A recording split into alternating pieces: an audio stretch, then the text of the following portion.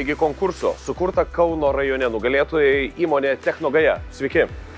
Labą dieną. Įmonė Technogaja tai inžinierių sukurta įmonė, kuri gamina oro filtrus vėdinimo sistemom. Mūsų gaminiai iš tiesų yra labai tokie ypatingi, nes niekas jų nemato.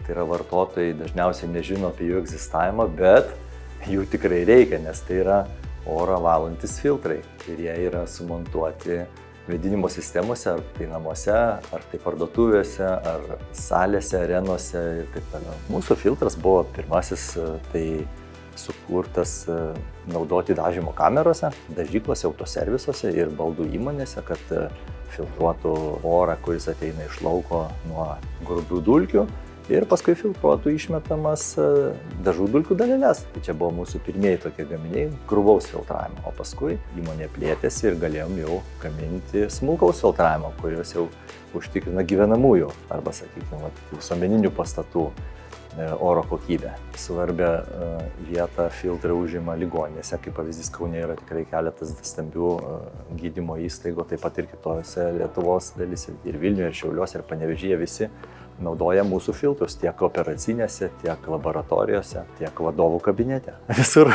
Sveiki atvykę į mūsų laboratoriją.